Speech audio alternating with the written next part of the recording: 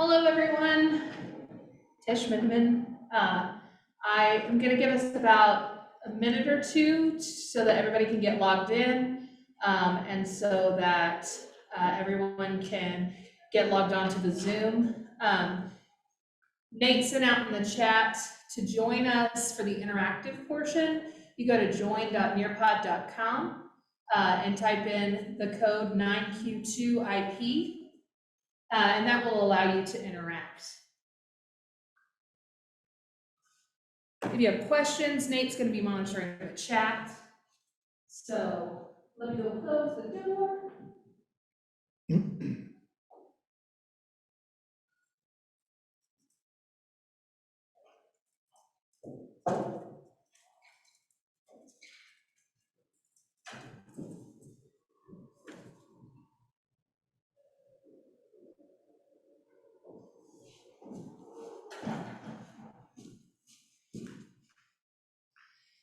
So within 5 feet of that guy is gonna be your best vocal. Okay. All right, they can hear us. Okay, excellent. Give everybody about 1 more minute. We're using Nearpod, and Nearpod is a tool that allows you to get formative and summative assessments and feedback throughout slideshows, so that the individuals can interact with each other and with the speaker, and allows you to get kind of a better handle on what's coming through clearly and what's not. The names will be hidden on the screen, so you can feel free to be honest with your answers, because nobody in Nearpod or in the Zoom can see what your answers are there. It will show the answers on the screen, but it won't have your name beside it. So like I said, my name is Tish Miniman, and I'm one of the instructional designers here at Chadron State College.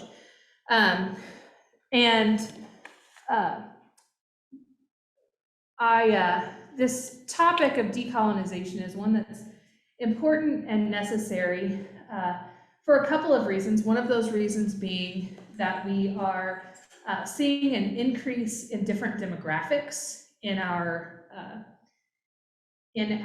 college. And it also prepares our students to be more than just graduates. It allows them to be global citizens. Nate, do you mind Xing the X? If you do get kicked out, the nice thing is that the code is at the top, so you can log back in. Do you need to move between slides? Nope, I should be able to get it.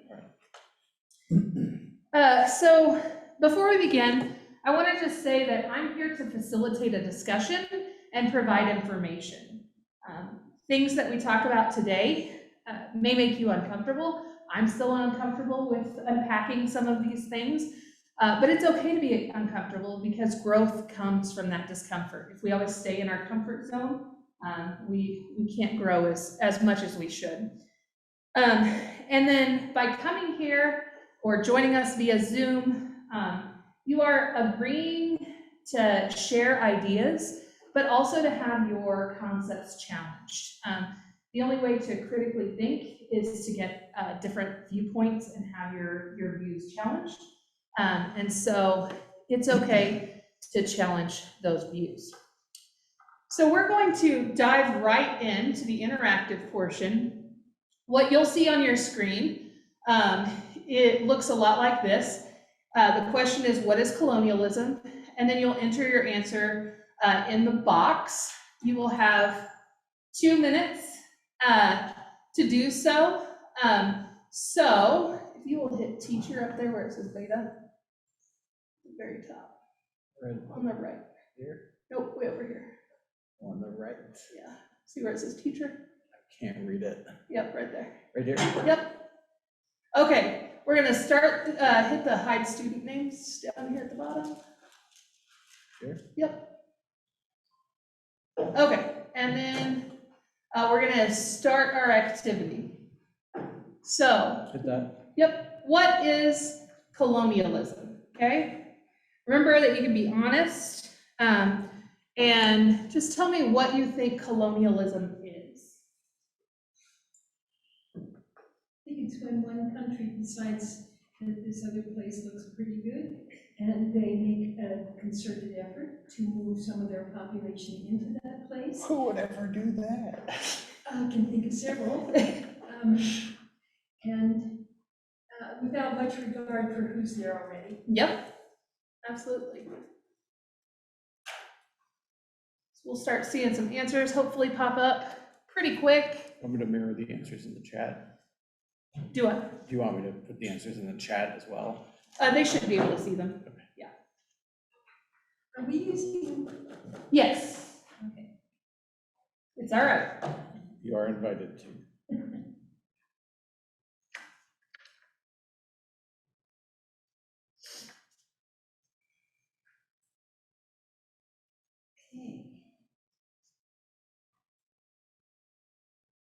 Okay, we've got about 55 seconds left. Tish, if they run out of time, would you like them to put it in the chat and just maybe let them know that they? Either that or it will pop up, whatever they've typed to that point. Yeah.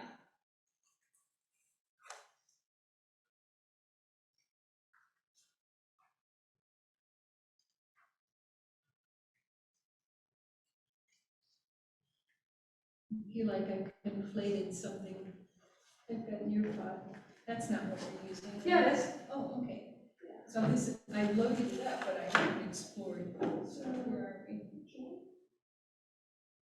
Just enter the 9Q2 IP.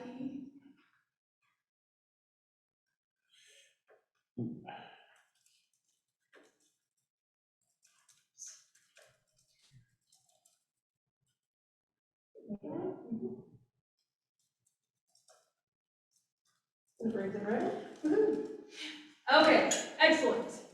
So I see several comments up there expanding on or saying what Joanne had said in here, the expansion of one group, physically conquering one or more places. Excellent. The next one, you'll have to hit the next button. The next question may seem to be the same question, but the words have different meanings to them. There's a different implication for this word. So what does it mean for something to be colonized? He'll go ahead and start that activity. You'll have 1 minute and 30 seconds to type out now.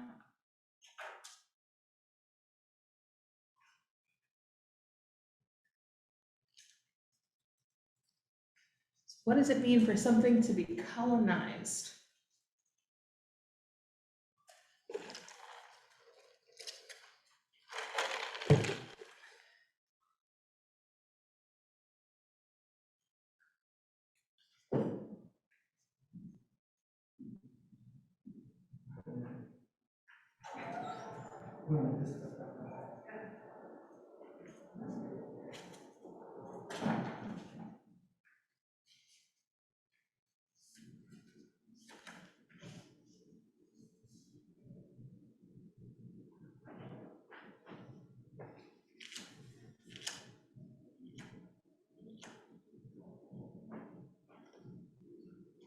Excellent.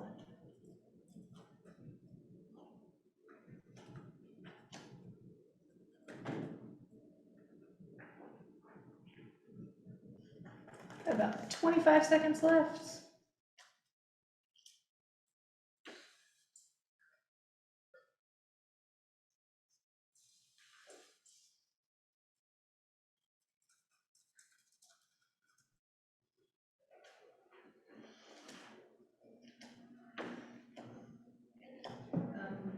When I hit return, it should submit. Oh, no, there's a submit button. If you hit the down keyboard, oh, it's all right.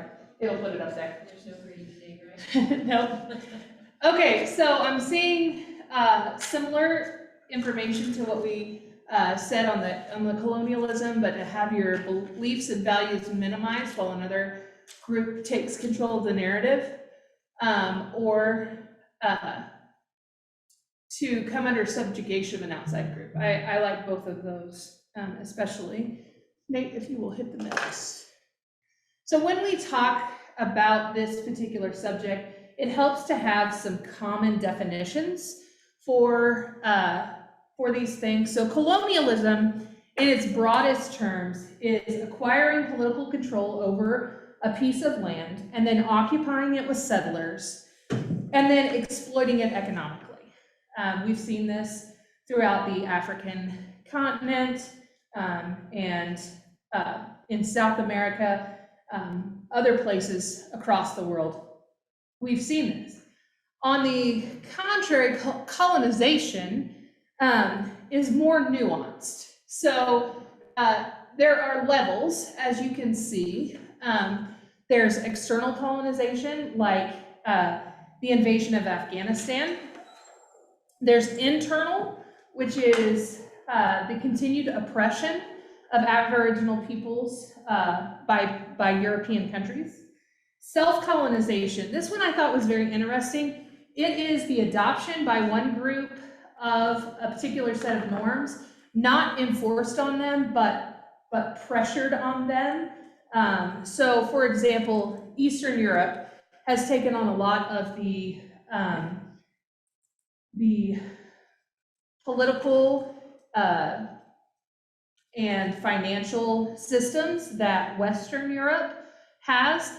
This is not because Western Europe has gone in and said you have to do this, but it makes it easier for them to trade with, and there's some external pressure. And then finally, personal colonization is becoming someone you're not so that you can fit in.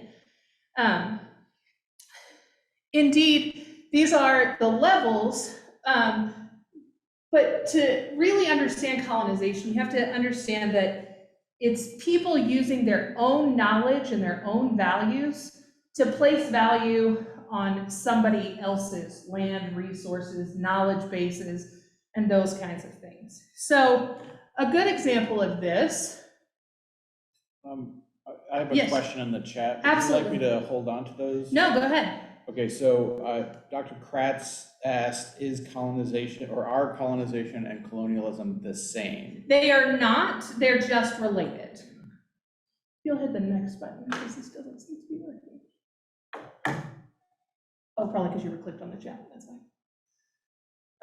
So this is a good example of what we're talking about in terms of colonization. So here we have 6 Grandfathers Mountain.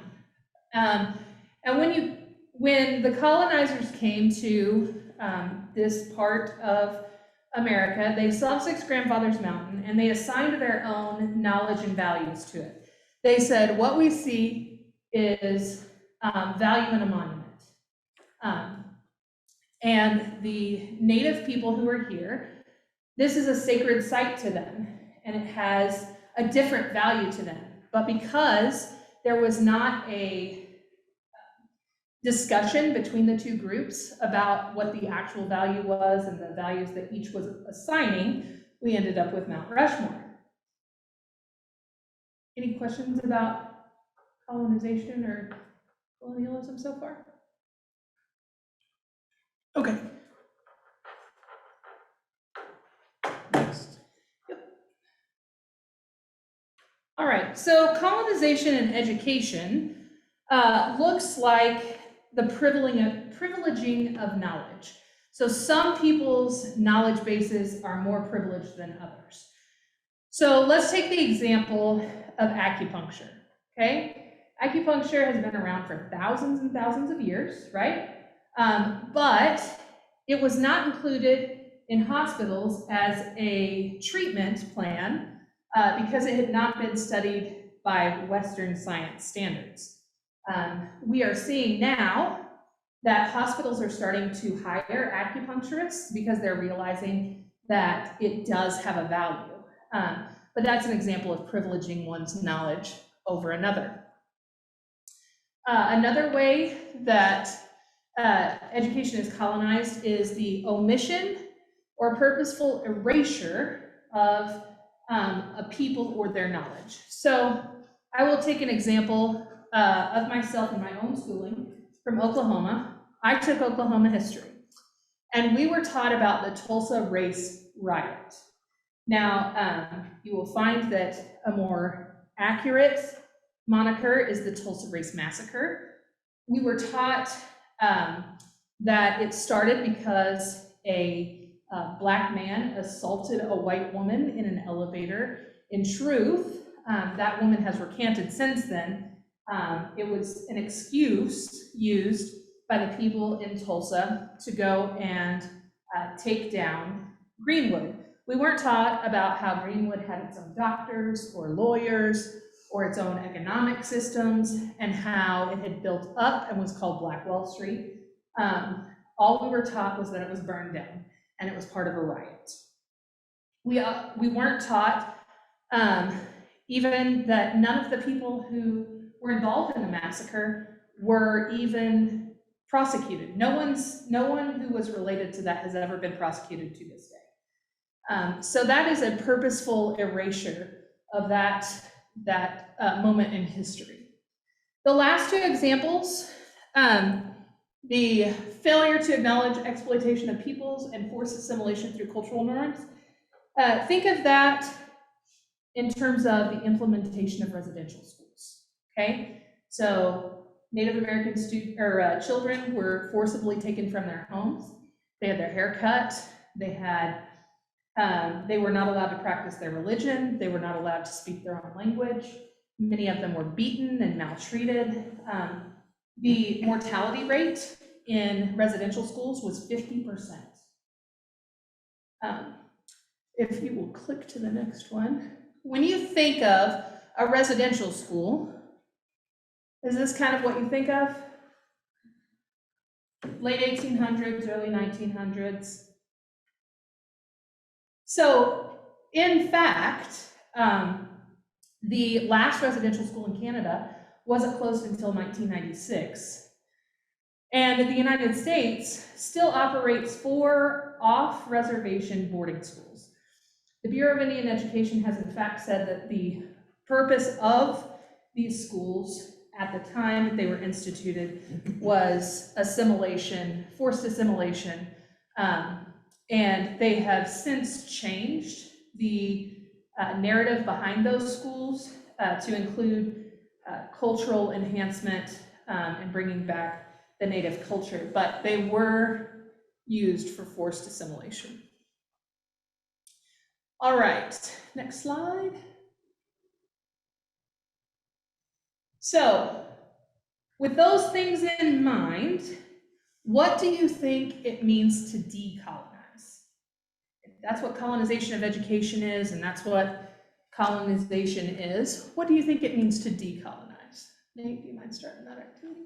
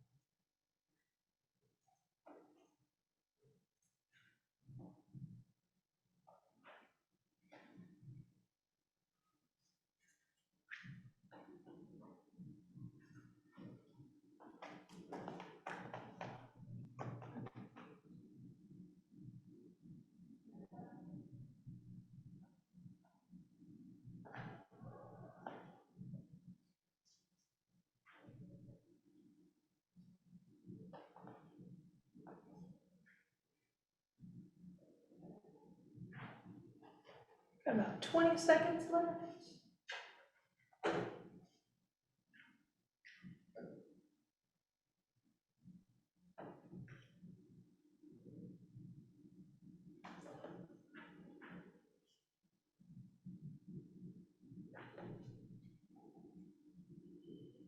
Excellent.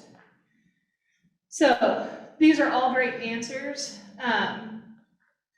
Making that effort to understand history and to change the narrative and include things from marginalized groups are all part of that.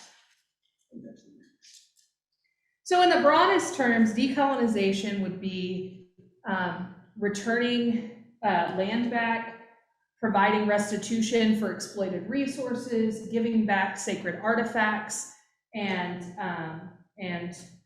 sacred objects to the people that they've taken them from. Haha. Got it. Yeah.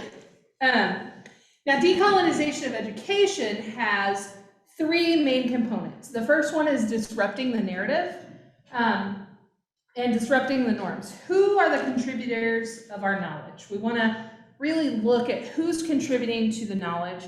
Are they all of one gender? Are they all of one race? Are they all of one sexuality? Are they all of one religion? We need to look at, are we getting all of our eggs from one basket, basically? Now, does anyone know what hidden curriculum is?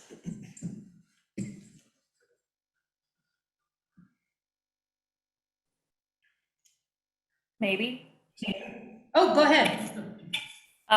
Is it the curriculum that students learn implicitly through the explicit teaching? So things like if there are no successful female writers presented in a course, then they might learn that female writers are not worth being taught, things like that.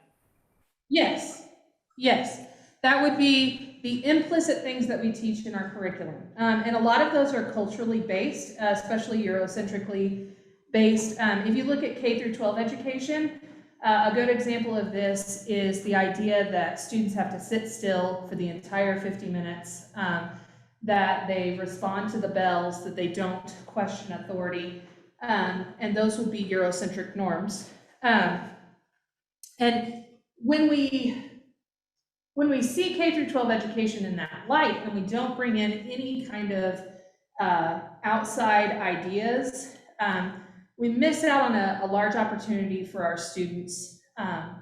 So for example, Singapore, they only go to school until about 1 o'clock in the afternoon. They start about 8, they go till about 1.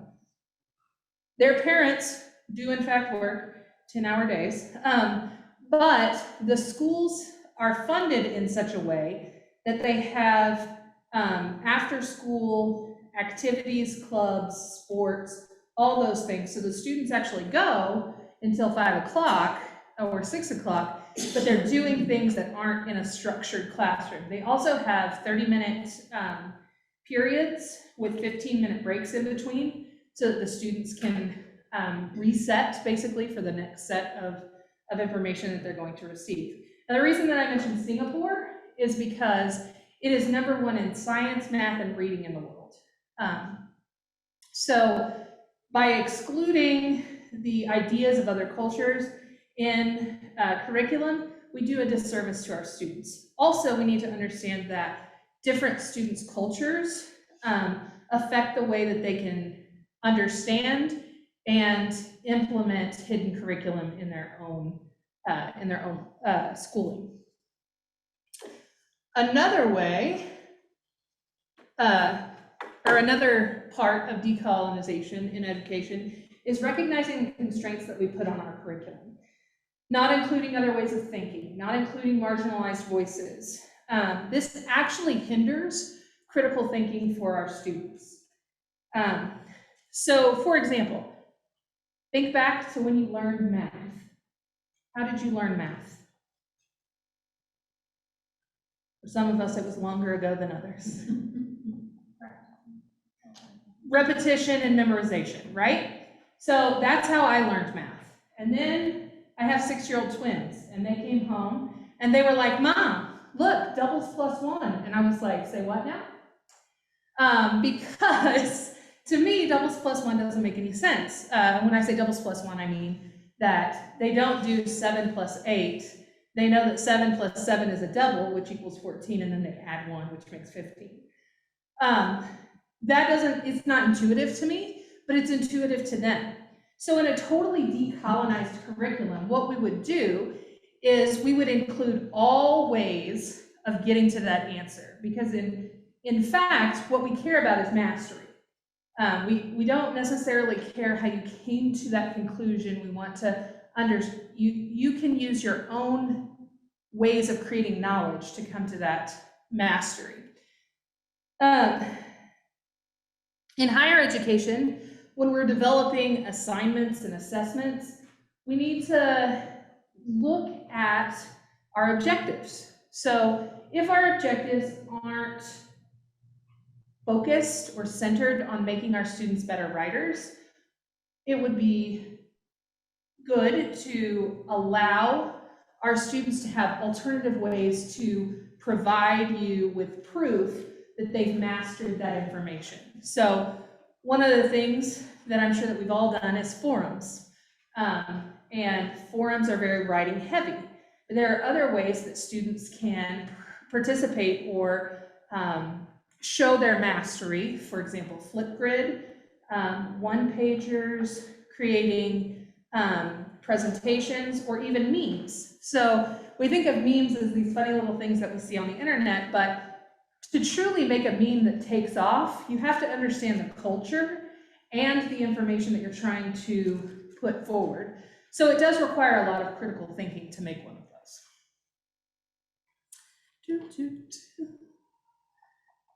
The third part of decolonization of education is making room for alternatives.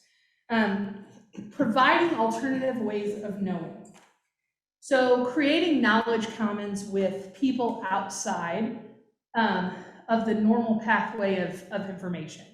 So for us here, it could look like creating a knowledge commons with Indigenous farmers to bring about new ideas to put into our industrialized agriculture. Utilizing engaging practices such as service learning or community-based learning are also ways that we can make room for alternatives. All right. So, with all of that in mind, what do you think might be important about decolonizing our curriculum, or why should we decolonize our curriculum? Can you start that activity for me?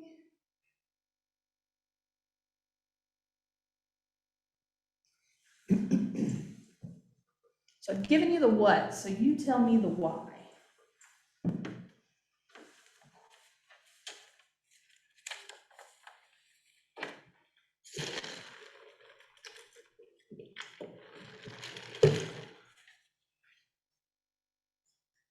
Anything in the chat?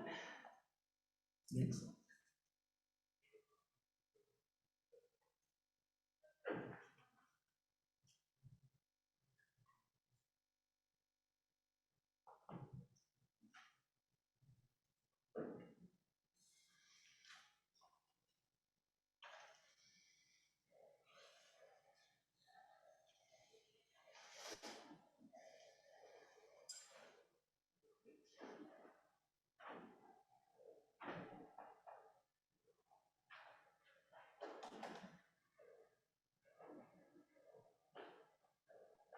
Excellent.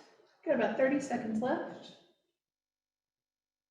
Sorry, that's a holdover from my days of teaching when I would make sure that my students knew how long they had.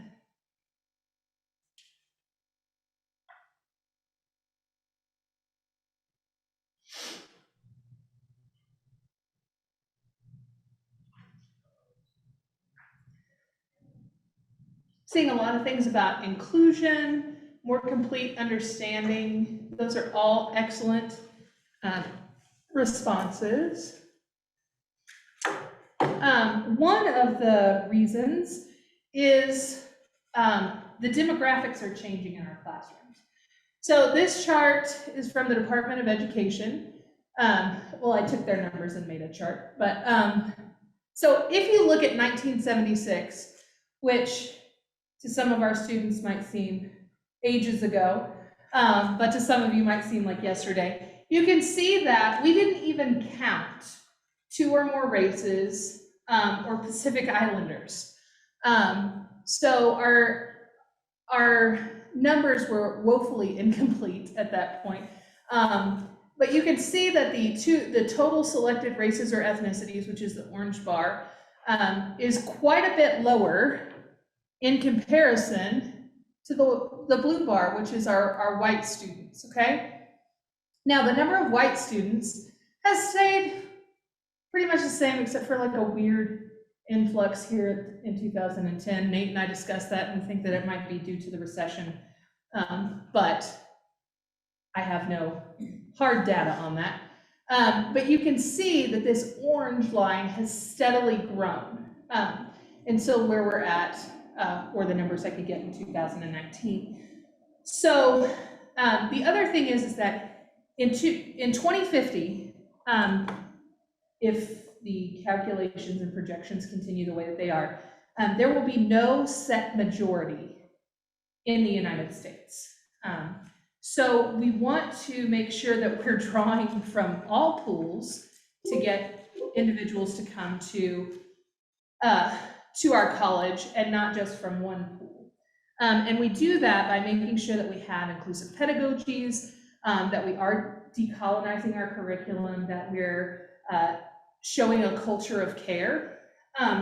So as you can see, this number has shot way up. And if we don't represent those students in our curriculum, they're not seeing themselves represented. The other thing is that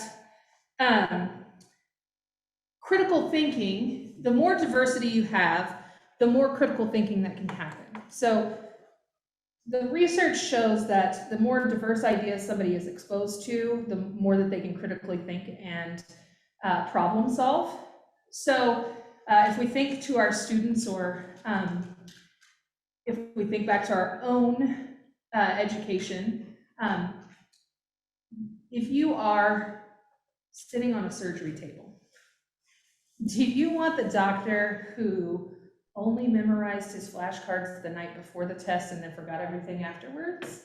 Or do you want the engaged student who was able to problem solve and critically think? I want the second one, because if something goes awry in there, they'll be able to critically think their way through. So this diversity leads to the ability to critically think.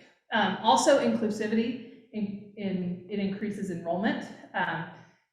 Word of mouth is still a large part of how we get new recruits. And so if students are seeing themselves represented in the curriculum and seeing that our professors and our staff and other students are open to alternative ways of thinking and resources, that can increase enrollment.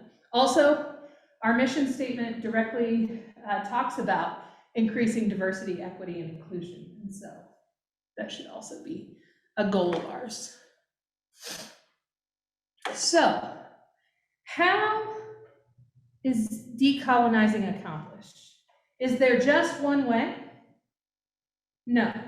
That perpetuates the idea of colonialism, to think that there's just one way. It's very culturally and regionally specific. So things that will work in one country won't necessarily work in another. When you're looking at the research on decolonization, you find a lot of it in South Africa, because they're trying to throw off the shackles of Dutch colonialism that was there. But the things that work in South Africa or in India don't necessarily work here. So for example, would it make sense to create a common, like a knowledge commons with Gujarat beekeepers? What do you think? Be interesting, but I'm not sure to what purpose. Right. So if we establish that knowledge commons with the Gujarats, they live in India. There's a different climate there. There's different flora there. And Western Nebraska only has 3 commercial apiaries in all of Western Nebraska. So what might make more sense is to create a knowledge commons with indigenous people about rangeland management. So making it more culturally and regionally specific.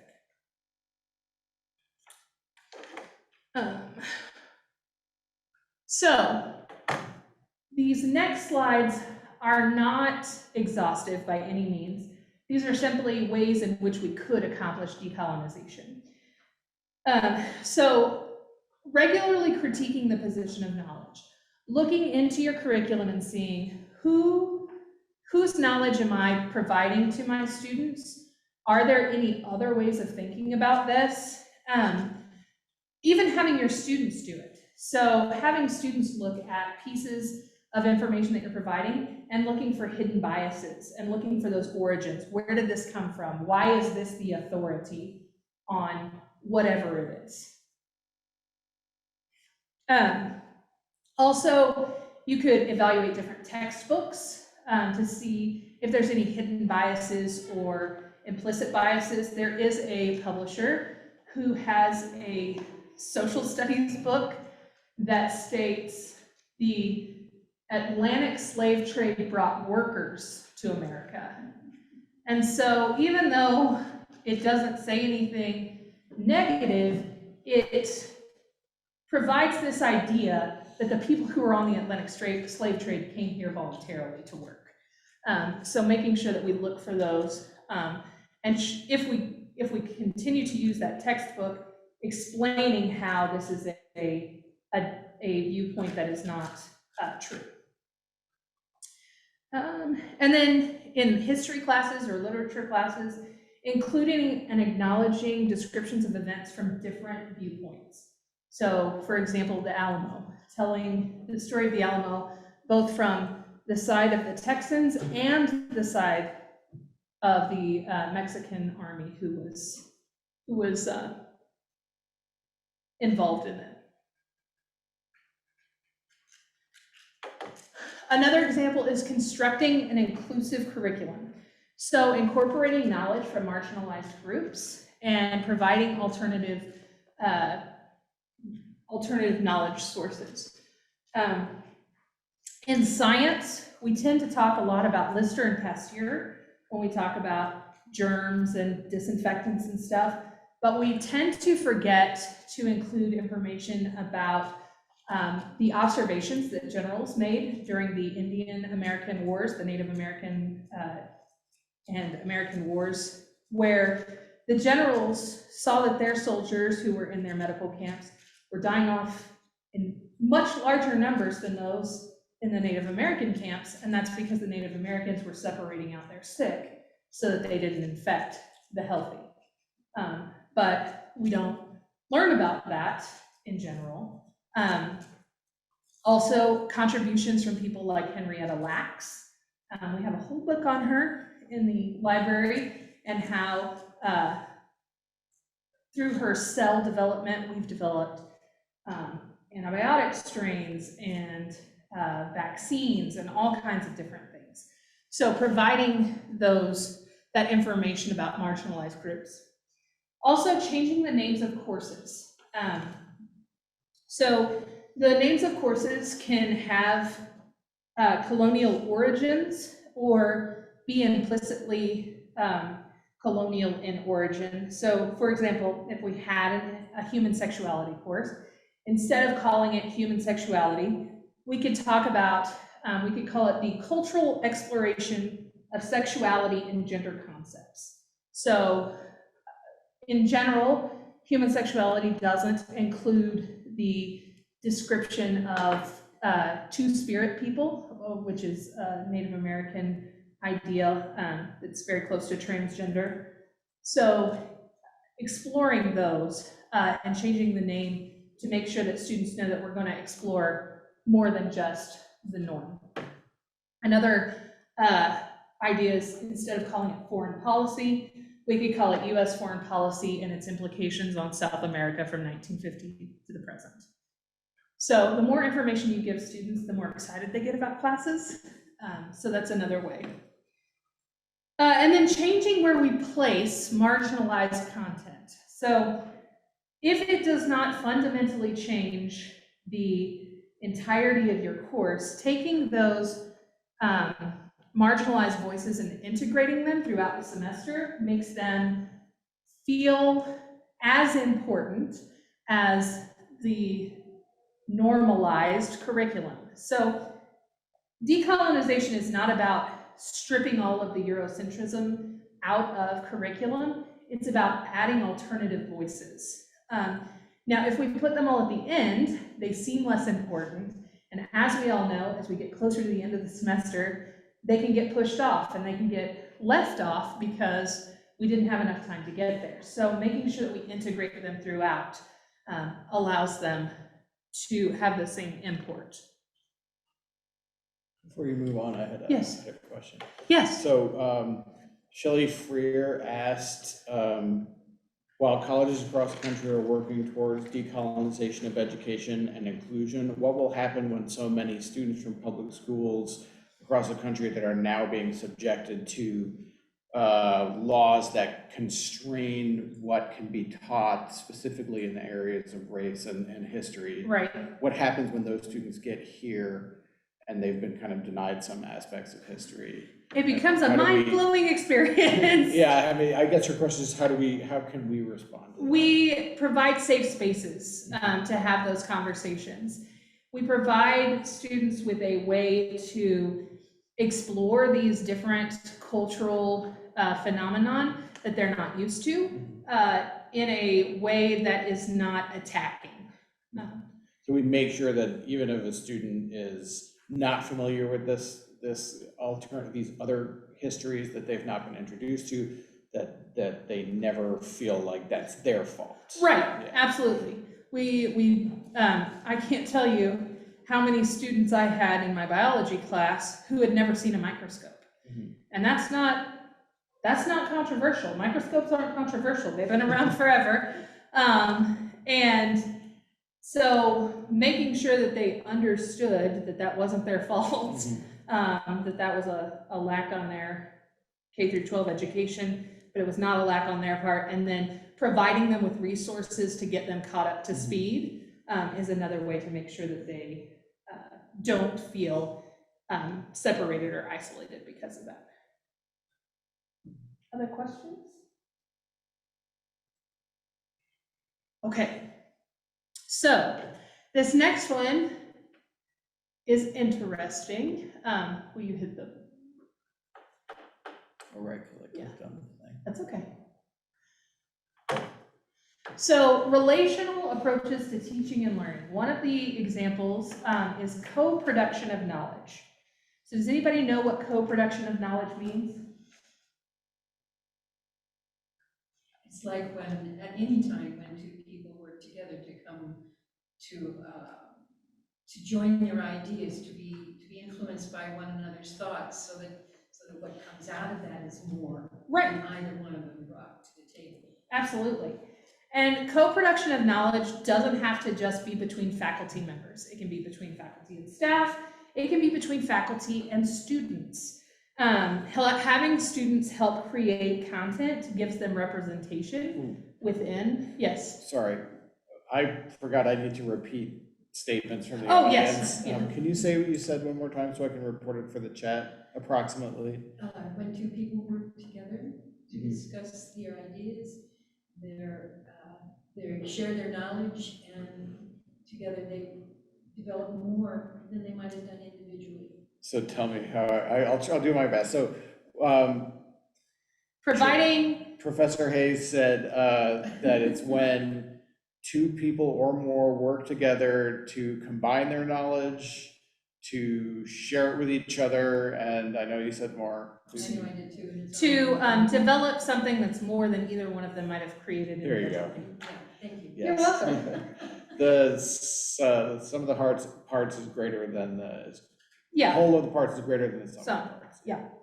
So when we have students help with co-production, it breaks down hierarchical barriers, so it makes you more approachable and builds that culture of care, but also it gives them representation and more buy-in into the information there.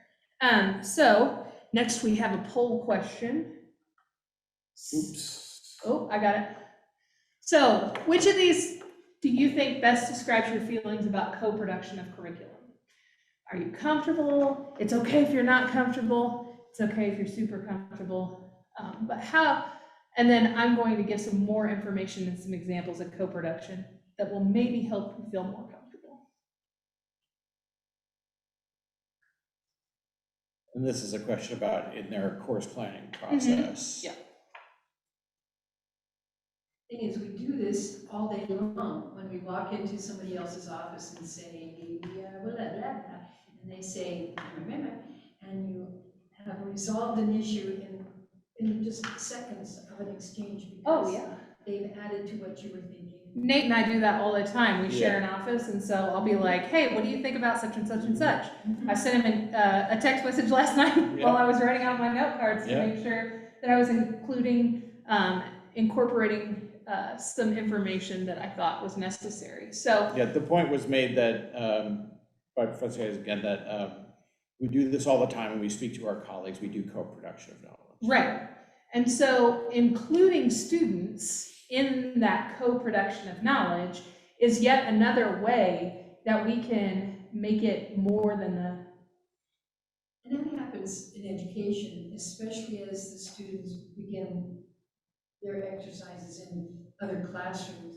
And most of them, even before they come to us, have had classroom experience somewhere. So they can always bring information that I don't have. Exactly.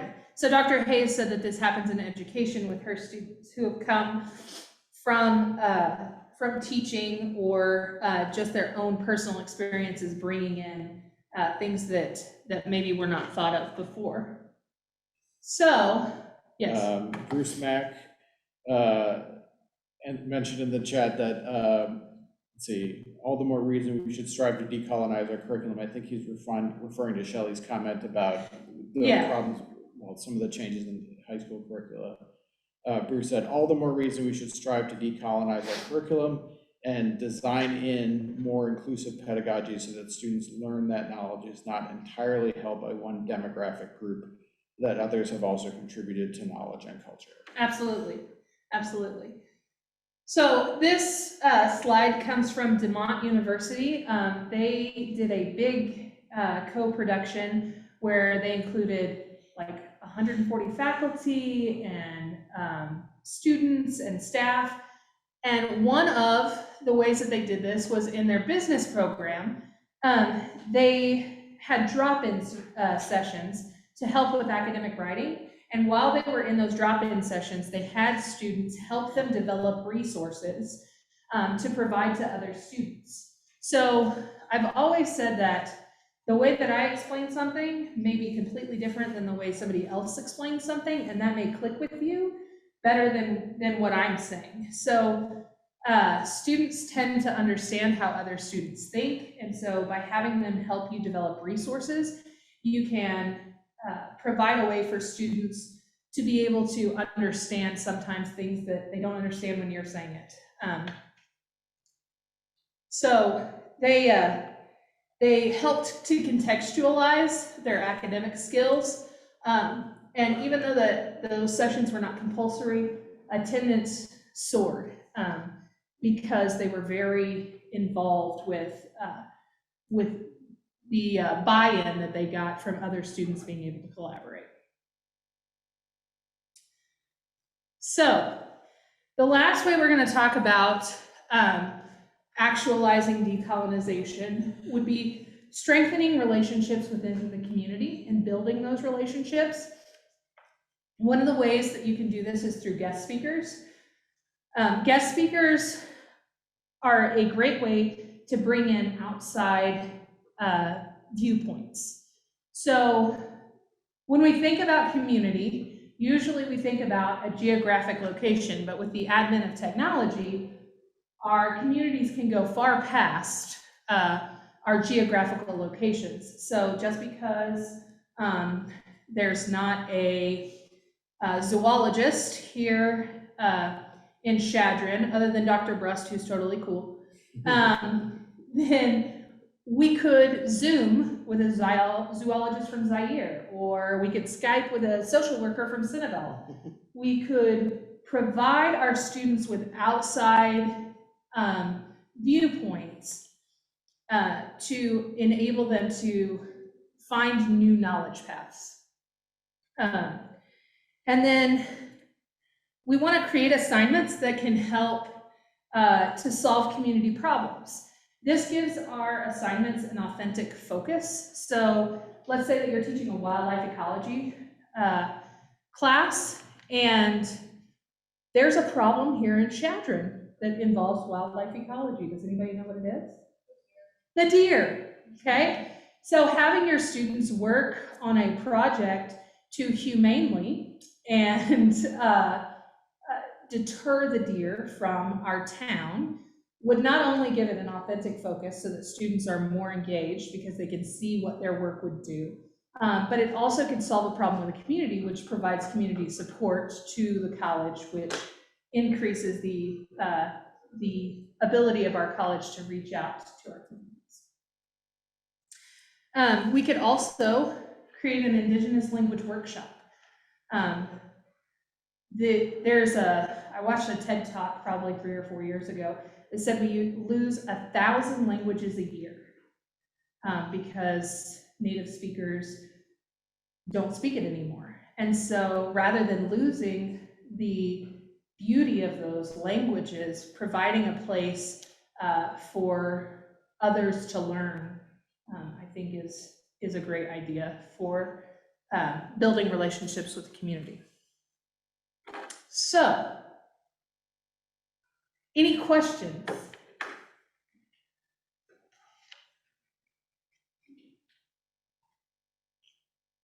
You can draw or write your question in the box if you don't feel comfortable saying it out loud. That's the joy of Nearpod.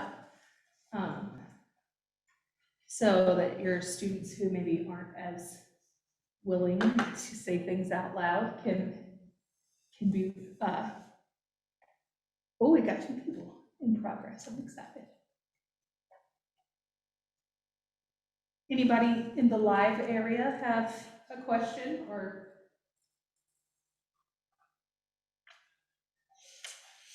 Have you seen?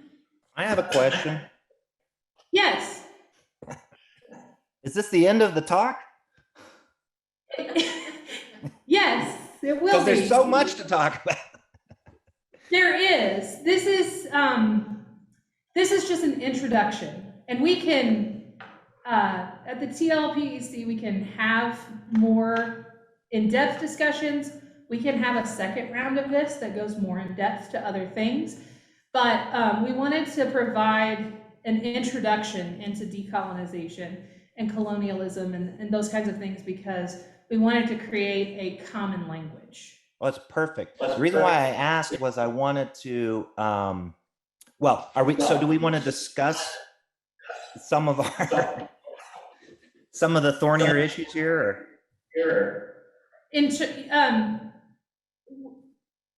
Yes. So we are supposed to get uncomfortable. Yes, absolutely. Well, so I put in the chat there that they're currently having hearings on the anti-CRT bill before the legislature. And I know that our future governor is most likely going to be either the hog farmer or the bull guy. And they both were at a debate where they doubled down on eliminating CRT, diversity, inclusion, and offices, all that sort of stuff. And they were trying to one up each other on, and I remember one of the talking points in the article was about not having students feel discomfort. So what do you guys think about that? Because it does seem to be a feature of a lot of these anti-CRT bills. I'll shut up. So I feel like the idea of no one feeling discomfort is not actually possible. Everyone's going to feel discomfort about something, whether you're a marginalized group who doesn't see yourself in the curriculum, or whether you are a student who conforms to Eurocentric norms and you're having your ideas challenged. All students are going to be uncomfortable at some point. Decolonization is a way in which we can provide inclusive pedagogies to our students without being overtly antagonistic. Yeah, I think, and without being overtly political in the narrow sense of the term. Right. I mean, I think some of the, I would add that a lot of the examples we have here today don't necessarily involve race. I mean, no. The thing that ties every example together is that when we talk about decolonization, we're talking about making sure that we don't have only one source of answers that's really the main thing. I think it's possible to do this in an anti-CRT environment, because this is not about CRT per se. It is about following best practices and evidence-based teaching that show that, for instance, representation is very important. So if you never teach about certain groups, or you deny the contribution of knowledge from certain groups, those students will suffer. So I think, for example, in the science field, because, and I just watched a dissertation over this, because Latinx females in their youth do not see representation in that field, we have a gigantic lack of those individuals in that field because they're not seen as represented, so they don't think that it's something that they can do. So by providing these alternative viewpoints and these alternative, these marginalized groups into our curriculum, we're allowing them to see that representation and opening doors for them that they may not have thought of before. It also creates more openness and comfortability for people to have that open discussion in the classroom. When you are not in a diverse population and you are considered to be a more diverse person, it really limits your ability to speak up. But if you're the instructor and you're giving them that opportunity by including that representation, it makes them feel more comfortable and included, which brings more students here because they talk about how they feel great being in CC, which is very important. Yeah, Chantel said that by providing these examples, we're allowing students to feel more comfortable who maybe don't feel as comfortable if they're not represented in the curriculum to speak out and speak up in our classrooms. Other questions or comments, discussion? Is there any group or committee on campus who that's been formed yet that are thinking of ideas on how to establish this with faculty and staff? I know I have JEDI training in my department, but is there anything else going on? We have the DEI committee, okay. that is creating the Idea Lab, which will be a space for inclusion, diversity, equity, and access, for students to find a safe space to come and talk about this, but also to do research about this. The TLPEC is happy to provide any kind of training or one-on-one sessions about how to do this in your own classroom, in your own particular program. I mean, we would love to have more faculty on the DEI committee. I mean, it is challenging. It is another meeting. We're super aware of that, obviously. But it would be really, I mean, more faculty would mean we could create a subcommittee, devoted to something like this. But it could also be something to talk about in program meetings and things like that. I could imagine, I mean, in my experience, that the kind of stuff that comes up. And we are doing kind of a series. So the next one of these webinar seminars that we're going to do is over equity in curriculum, which is different than decolonizing, but related. They're connected, yeah. And then we're going to talk about UDL, which is Universal Design for Learning. And then can't remember what the last one we're doing is, but they all we've created a series that ties together. So if you go and look on our TLPEC website, it does say what the next several are. But yeah. But I think it's important for us to emphasize that this is not just a question of race and ethnicity. Yeah. So to bring it back to the question about, the anti-CRT legislation, this is a question about representation of all intersectionalities. So to narrow it down to just those. So for instance, the DI is a place to address this, but regular department meetings or program meetings where you're talking about different perspectives, say, in my training as a PhD student, I got no information on teaching and just got that academia is about research vibe all the time. And so when I came out into the real world, or no, that was real. When I came out into my professional life beyond PhD school, having to interact with the idea of learning how to be a more effective teacher was really challenging. And, if we had decolonized the curriculum a little bit away from the R1 model of higher education in my PhD program, that would not have been such a shock, and I would have been a better teacher more quickly for all the students that I was working with. So we can also look at it from a disciplinary perspective, especially in that example where there's a really heavy class disparity between the way, the people that do pure research and the people that, teach in the trenches generally. So, Can I add one more thing, Tish? yes. Yeah, I agree with what Nate's saying there about the CRT is using, it's obviously being branded, right? But with the bill before our legislature, which doesn't look like it's going to go very far, they're not using CRT as one part of it, and they're talking about basically celebrating the greatness of America. This is my interpretation. But one of the areas that strikes me where we may have some real challenges if legislation like that were to be passed about the sort of discomfort, which is, I love the way you guys opened with that sort of notion, is with, our settler colonial. This is why this is very interesting, because on my sabbatical right now, we're working on this project, and there is a group on campus, and I put the link up there in the chat. Our group is going to be presenting in April at the Center for Great Plains Studies year-long reconciliation program they're doing. It's great. It's free. Everybody can sign up. I think you get a t-shirt even.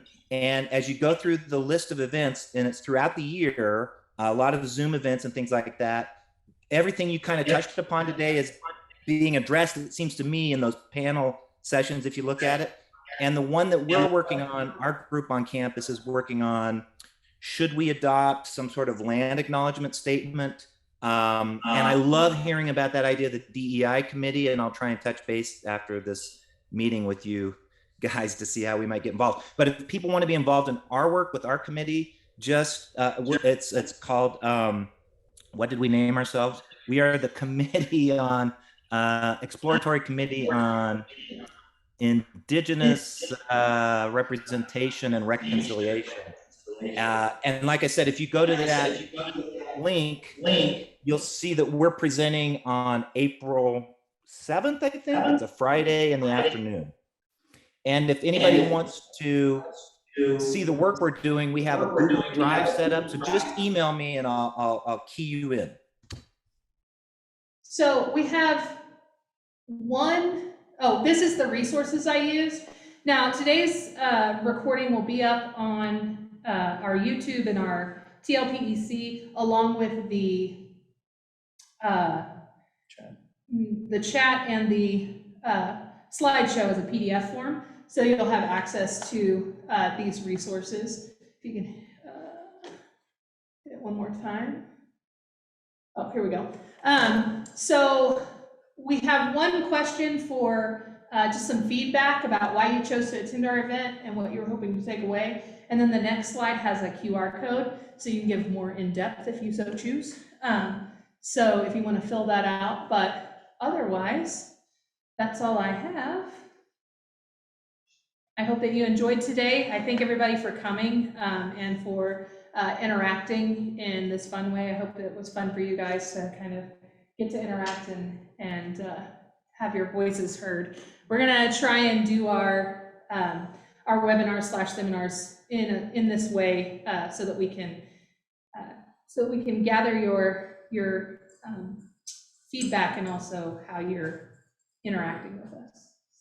So just for everybody in the room, Matt, Dr. Evertson is putting his email in the chat for anyone interested in the project he was talking about. Yeah.